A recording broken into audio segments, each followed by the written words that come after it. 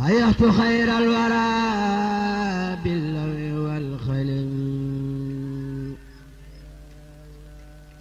لوجه رب الورى ذي اللوي والخلم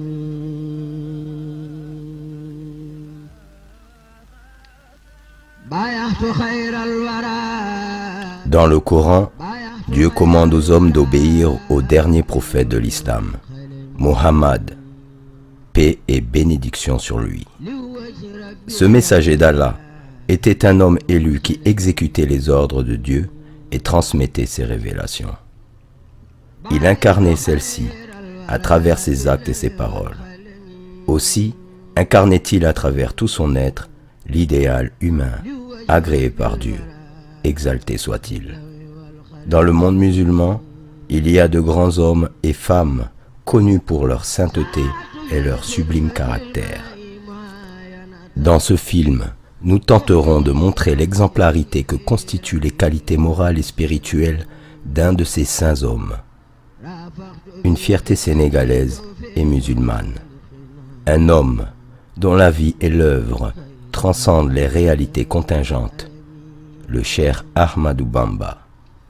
Cheikh Ahmadou Bamba était le précurseur d'une voie empruntée par des milliers d'hommes.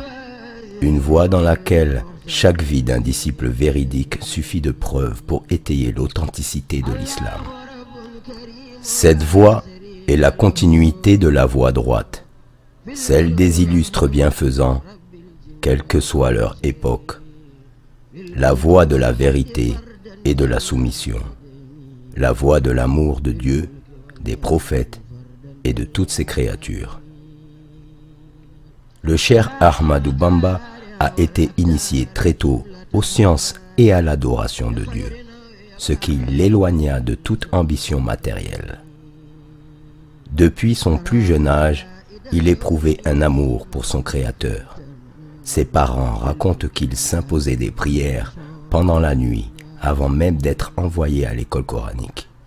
Ce, parce que son père lui avait dit qu'il était dans les habitudes des gens pieux de prier pendant la nuit.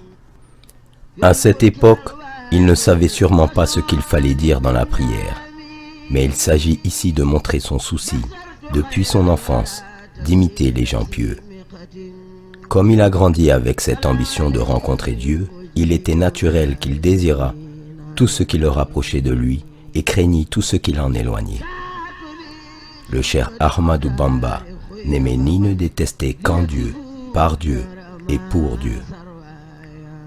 Il n'avait d'amis et de compagnons qu'en Dieu. Il ne se déplaçait et ne se reposait que pour acquérir l'agrément de Dieu. Il ne se préoccupait des profits temporels que quand ils étaient acquis pour Dieu et dépensés pour lui. En effet, il ne se réjouissait des biens de ce monde que quand ils étaient dépensés dans les œuvres de bienfaisance. Il s'en réjouissait alors parce que cela était agréé par Dieu. Par ailleurs, tous ses discours étaient axés sur la mention des sublimes noms de Dieu, la recommandation de la bienfaisance et l'interdiction de la malfaisance. En substance, on ne peut se souvenir de lui sans penser à Dieu. Certes, il est l'un des meilleurs parmi les hommes, car, comme le dit le messager de Dieu, la meilleure personne dont on doit rechercher la compagnie est celui dont la vue nous rappelle Dieu, dont les paroles augmentent notre science et dont les actes vous font penser à l'au-delà. Or, Cheikh Ahmadou Bamba est l'une des personnes dont le souvenir fait penser à Dieu. Car tous ses discours, ses audiences, ses actes nous rappellent Dieu. Cette réalité est constatée dans sa conduite envers Dieu par tous ceux qui l'ont fréquenté. Cela est attesté par sa droiture, par sa conformité à la loi formelle et par la clairvoyance exotérique renforcée par la lumière de la vérité. Il est à noter qu'il ne s'est jamais servi d'un bien douteux. Et parmi les nombreuses offrandes que les gens lui amenèrent, Il n'en utilisa que celles qu'il savait légalement acquises. Tout ce qui précède témoigne de son aversion pour l'illicite et sa méfiance envers les choses douteuses. De plus, son attachement au Coran et l'estime qu'il lui accordait étaient sans précédent.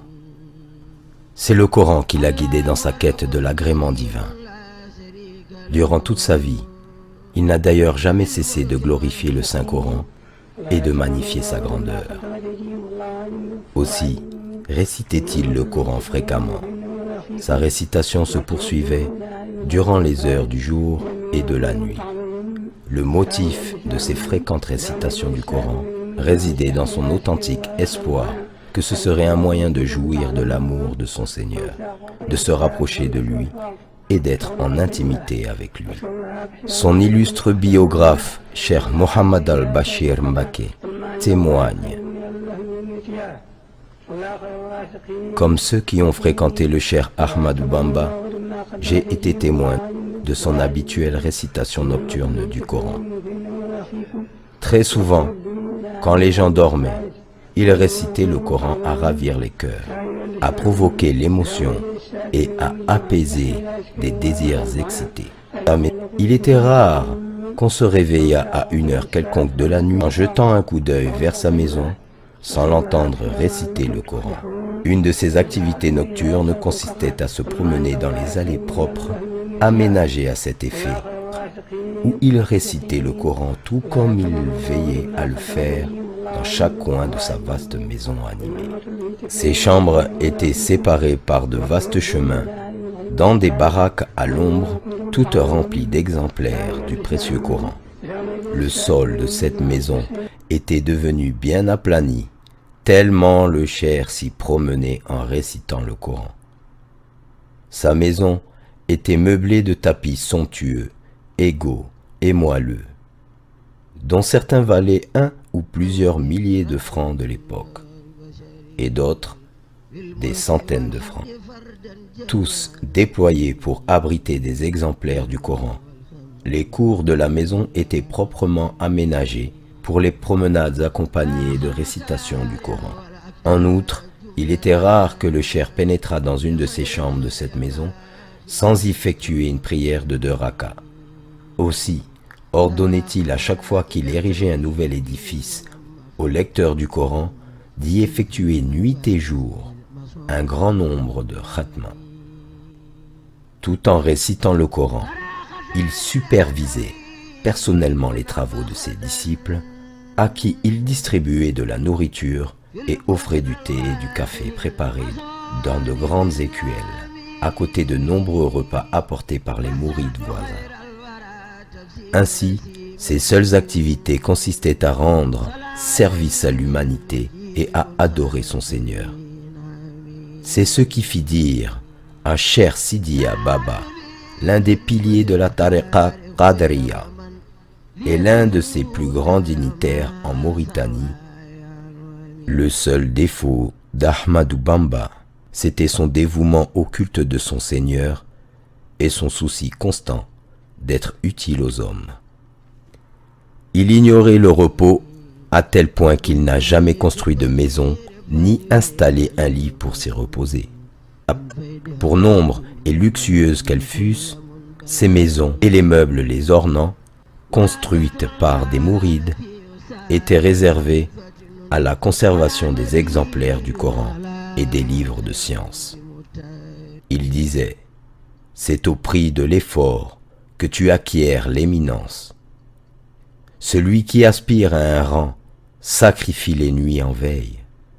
Qui ambitionne l'éminence et dort la nuit, convoite pour soi-même l'impossible. Cependant, ces journées étaient divisées en des heures consacrées à l'examen des besoins des gens et les autres à l'entretien de ses rapports avec son Seigneur. Car le cheikh ne faisait de compromis avec personne dans ce domaine. Il n'avait pas le temps de discuter des choses futiles. Quant aux prières accomplies au milieu de la nuit, constituait son activité préférée. Cheikh Mohammed al-Bashir nous raconte que la prière et la récitation des formules de dhikr remontant au prophète constituaient la plus grande partie de ses activités de nuit.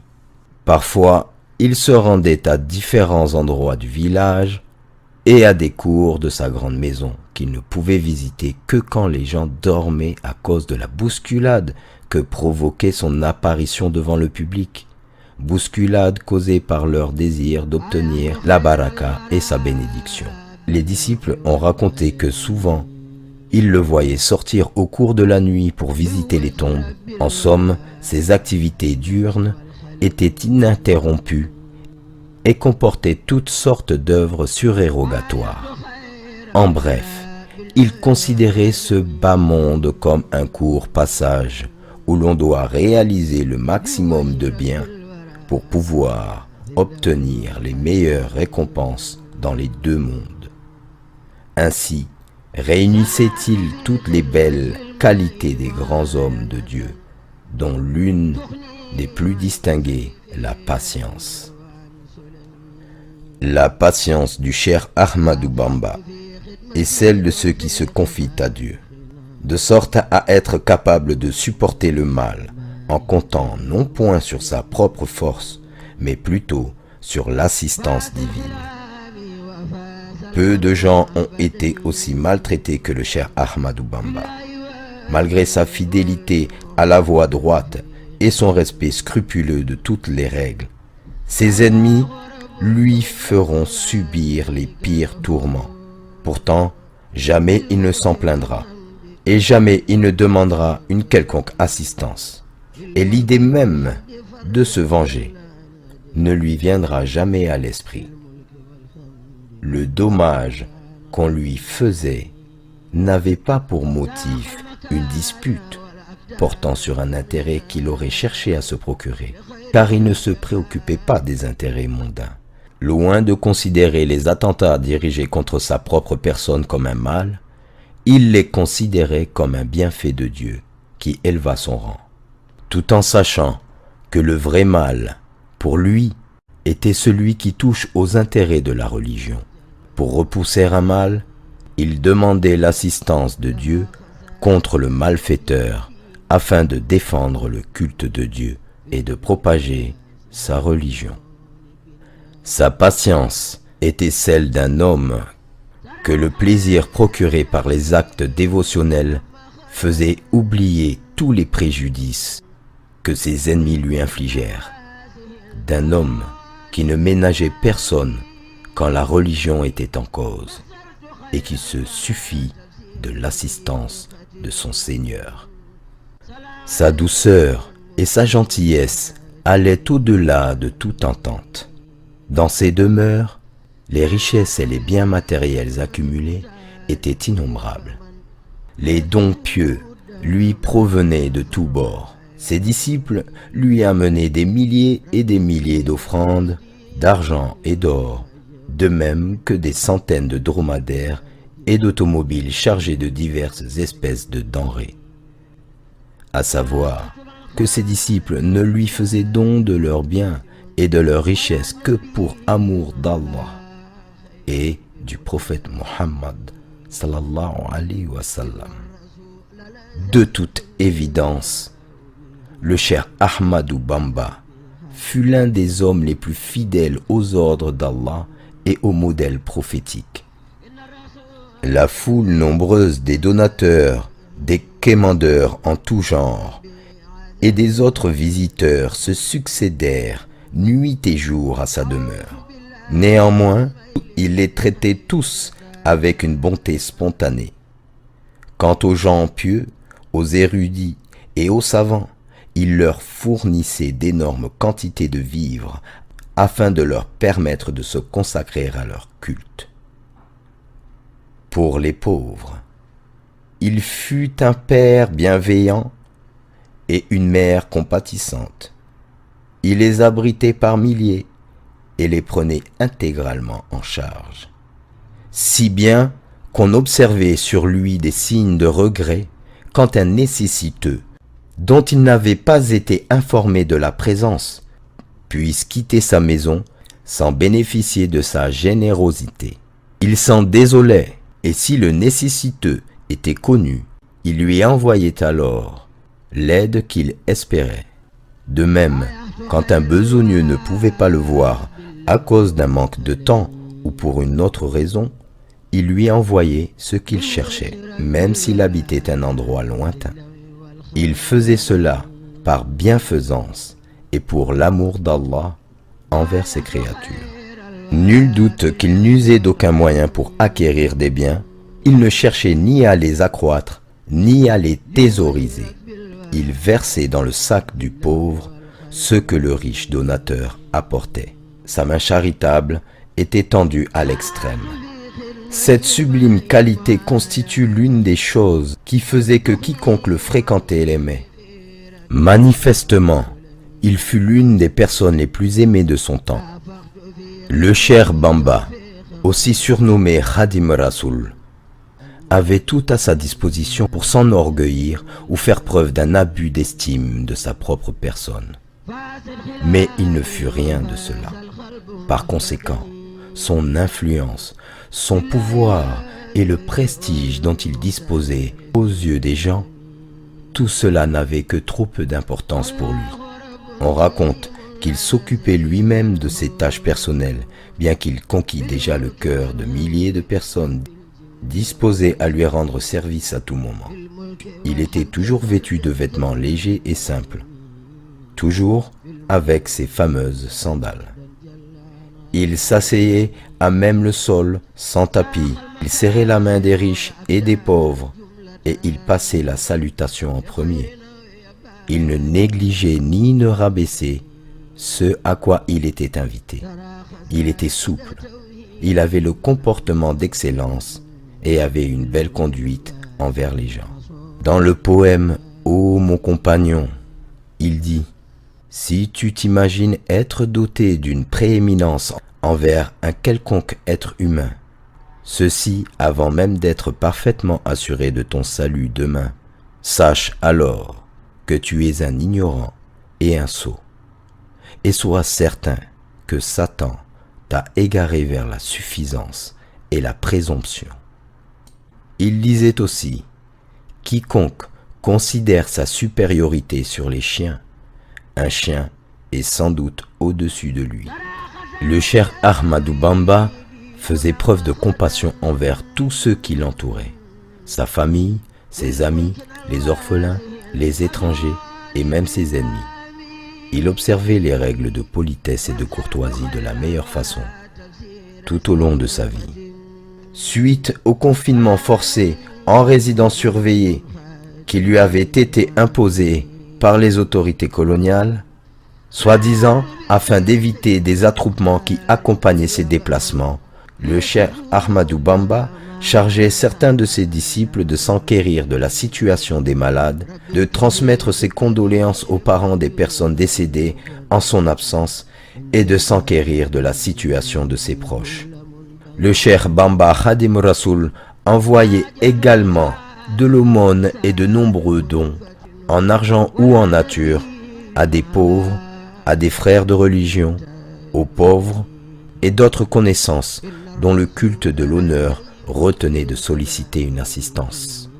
À propos de sa miséricorde envers les créatures d'Allah, Cheikh Mohammed al-Bashir témoigne: Dieu avait mis dans la créature de notre Maître l'affection pour les croyants et la pitié pour toutes les créatures. Il patientait, s'en remettait à Dieu, supportait les préjudices des ennemis et nourrissait à leur égard de la sympathie, espérant qu'ils seraient finalement bien guidés. Notons que lorsqu'il discutait avec quelqu'un, il le faisait avec une telle politesse que toutes les fois qu'on lui parlait, il n'interrompait jamais et écoutait jusqu'à ce que la personne ait fini. Généralement, cette luminosité éclatante s'estompait, et ce doux sourire, rendant le cœur de tout le monde enclin à être attiré vers lui, nourrissant de ce fait toute leur sympathie à son égard. Sur sa pudeur, Cheikh Mohammed al-Bashir ajoute: il lui arrivait souvent dans sa maison de surprendre un homme en train d'endommager quelque chose ou de pénétrer dans quelque lieu sans permission. Tout en détestant ces actes, le cheikh se contentait d'identifier l'intrus, sans que celui-ci ne s'en aperçoive, disparaissant discrètement jusqu'à ce que l'individu sorte de la maison.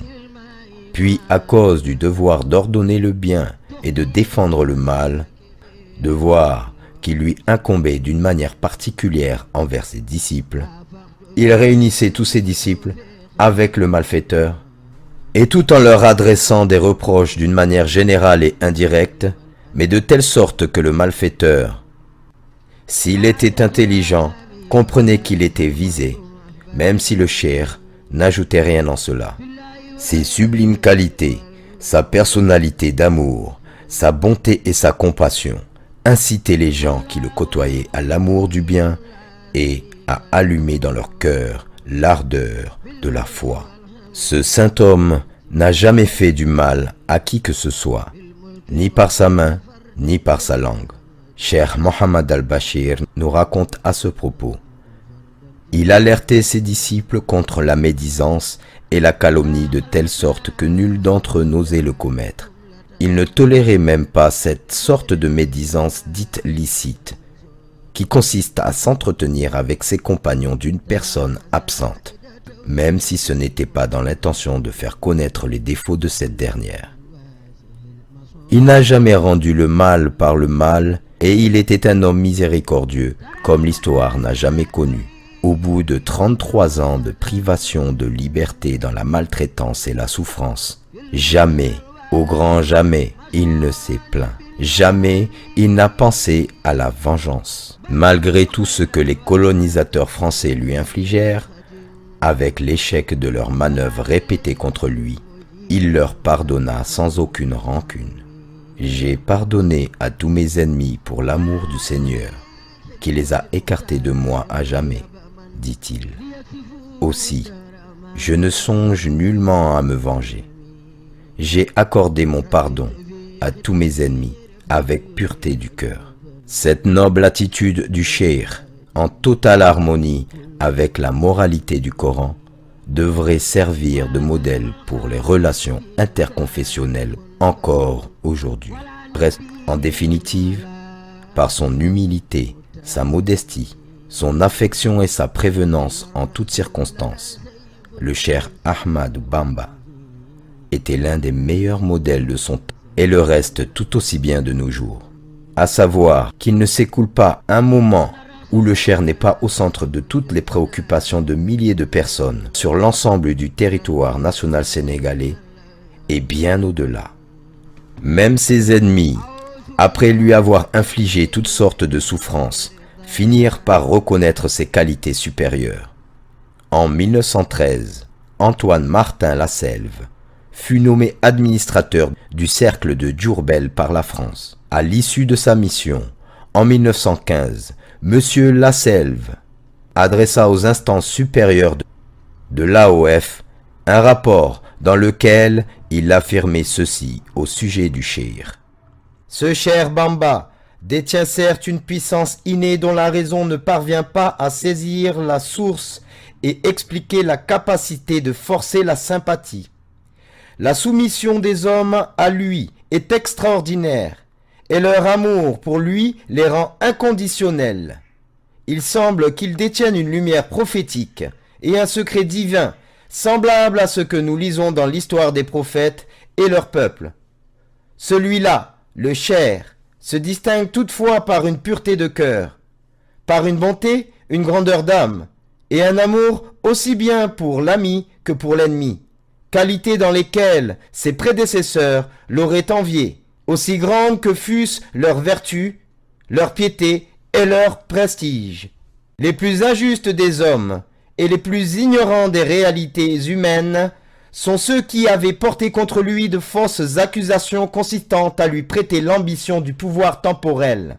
Je sais que les prophètes et les saints qui menèrent des guerres saintes les ont faites sans disposer de la moitié de la force dont dispose ce cheikh.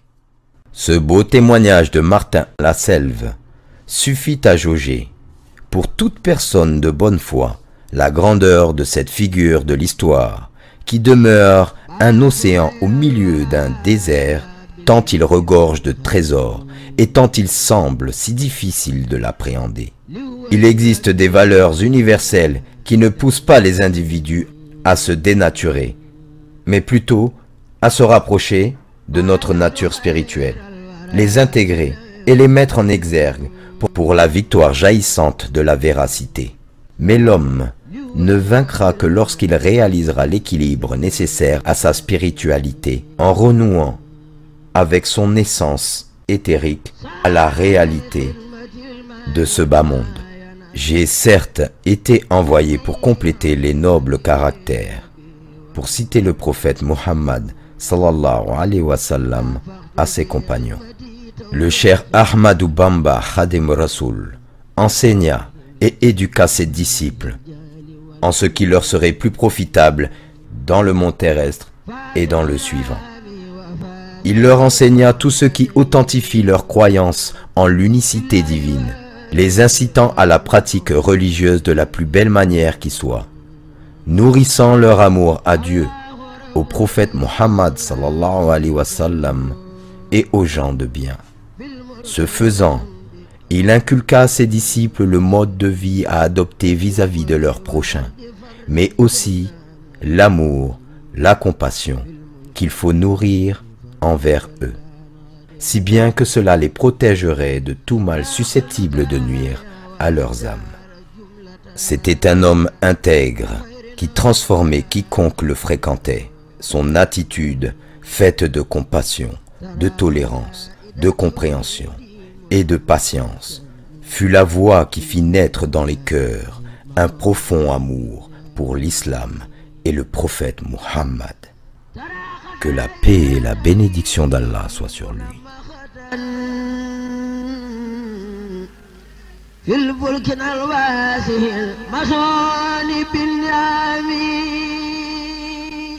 بصرت خير الورى تفسير سيمقة صلى عليه مجيب خاد لي نعمين ساعة بخدمة المختار خيب من ليكفوا الدار ما سروا